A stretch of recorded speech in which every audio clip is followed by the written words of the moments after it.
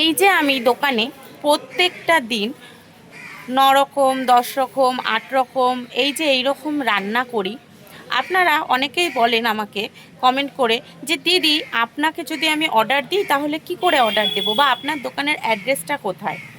তো তাদের উপলক্ষে আমি বলি, আমার দোকানটা হচ্ছে দমদম পাইকপাড়ায়।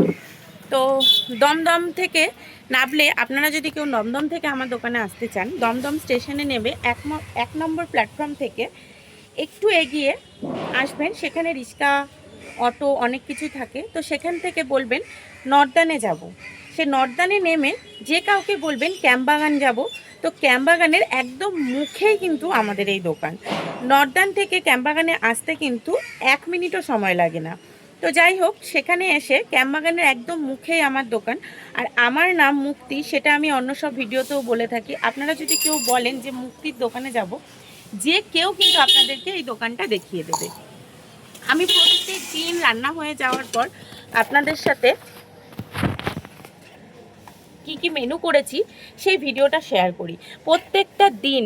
আর আমার সেটা খুব ভালো লাগে। আপনারা এত ভালো একটা রেসপন্স দেন, আপনারা দেখতে এত পছন্দ করেন আমার এই ভিডিওটা, আমারও তাতে খুবই ভালো লাগে যে আমি এই যে এত রকম রান্না করি। তো আমি দোকানের অ্যাড্রেসটা বলে দিলাম। আগে আমি এখনও অবধি অনেকে আমাকে বলেছে যে দিদি আপনার দোকানের নামটা কেন দেননি। এখনও অবধি দোকানের আমি নাম দিইনি, তা দেবো। আমি যখন দেবো তখন ফোন নাম্বার, নাম সব কিছু একসাথে মেনশন করে বোর্ডে লাগিয়ে দেবো। কিন্তু কথাটা হচ্ছে, এই যে আমি এত কিছু দোকানে রান্না করি, সেটা কিন্তু কাস্টমারের রিকমেন্ডেই রান্না করি। আপনার রিকমেন্ডেও আমি কিন্তু এই ধরনের রান্না করে দেবো। বা আপনার বাড়িতে যদি কোনো অনুষ্ঠান থাকে, 30 জন 50 জন 100 জনের রান্না করতে হবে, সেই অর্ডারও যদি আপনি আমাকে দেন, একদম রান্না করে ভালোভাবে একদম আপনার বাড়িতে টাইম মতো পৌঁছে দেওয়া হবে। এটা আমার কাজ, এটাই আমার রুজিরুটি। এইভাবেই আমি কাজ করি। আমি আমার হাজব্যান্ড দুজন মিলে যথার্থভাবে দোকানে কাজ করি, খাটি, খেটে রোজগার করি, রোজগার করে আমরা চলি। তো যাই হোক, এইভাবেই চলবো। আর আপনাদের ভালোবাসা যদি আমাকে অনেকটা দেন, তাহলে হয়তো আমি সোশ্যাল মিডিয়া থেকেও কিছু পয়সা রোজগার করতে পারবো। এটা তো কপাল। তবুও যাই হোক, আপনারাও আমাকে রিকমেন্ড করুন নানান ধরনের রান্নার। আমিও সেই রান্নার কিন্তু অবশ্যই আপনাদের সাথে আপনাদের কাছে পৌঁছে দেবো। ডেলি কিন্তু আমি রান্না করি 9 রকম 10 রকম সব রকমের রান্না করি। কি কি রান্না করি সেটাও কিন্তু আমি বলি। আর সবথেকে স্পেশাল থাকে দোকানে মাছের ঝোল, মাংস, ডিমের তরকারি আর ডাল। এটার রিভিউ কিন্তু খুব ভালো আসে। নিরামিষ তরকারি যখন যেরকম হয়, তবে নিরামিষ মানে কিন্তু টোটালটা নিরামিষই হয়। অনেক ক্ষেত্রে কি হয়, অনেক হোটেলে নিরামিষ সবজি করেছি, পুঁই শাকের চচ্চড়ি করেছি, একটু মাছের মাথা দিয়ে দিই, কাস্টমারের ভালো লাগবে। কিন্তু এমনটা কিন্তু আমার সাথে হয় না। মানে আমি কিন্তু এমনটা করি না। আমি মনে করি নিরামিষ মানে কিন্তু টোটালটাই নিরামিষ। নিরামিষ মানে আমি যদি মনে করি যে কাউকে নিরামিষ খেতে দেবো, সেখানে পেঁয়াজ, আদা, রসুন, মাছের মাথা, মাছের তেল এগুলো কিন্তু চলে না। অনেকেই আছেন নিরামিষ খেতে পছন্দ করে, তাদের জন্য কিন্তু নিরামিষ ভাজা বা নিরামিষ আলুর ডাল, তারপরে হচ্ছে যে নিরামিষ সবজিটা, সেটা শুধুমাত্র নিরামিষই থাকে।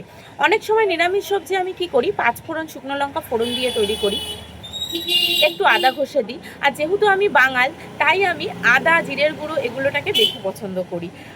ঘি, গরম মশলা, হিং এগুলোকে আমি বেশি পছন্দ করি। আর নিরামিষ সবজি যদি যেদিনকে আমি এমনি সবজি, যেমন পটল আলুর রসা, রসা টাইপের যে কোনো সবজি যখন আমি রান্না করব, যেমন পটল আলুর রসা, পেঁপে আলুর রসা, ধোকার রসা, মানে এই যে একটা রসা টাইপের, এই রসা কথাটা কিন্তু বাঙালদের কথা।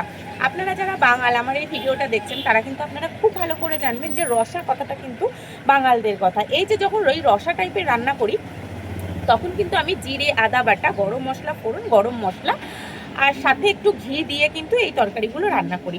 যারা আপনারা মাছ, মাংস, ডিম খেতে অবশ্যই আমার দোকানে পছন্দ করেন, তাদেরকে আমি বলবো একটু নিরামিষ তরকারিও কিন্তু কখনো কখনো অর্ডার দিয়ে দেখবেন।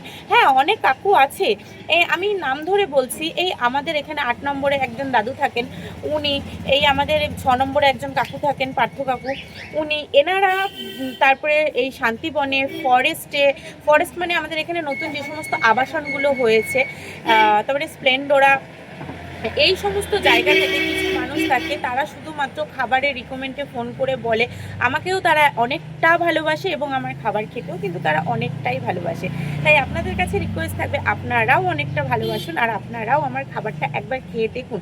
তাই আমার দোকানে এসে ভিজিট করতে হবে। আর একান্তই যদি দোকানে এসে ভিজিট করতে না পারেন, তাহলে কমেন্ট বক্সে অবশ্যই জানিয়ে দেবেন। যদি আমার দোকানের আশেপাশে, দমদম চত্বরের আশেপাশে কোনো অর্ডার থাকে, অবশ্যই আপনাদের কাছে সেই অর্ডার পৌঁছে দেওয়া হবে। এটা আমার কাজ। আমি আগেও বলেছি, এখনও বলছি, এটা কিন্তু আমার কাজ।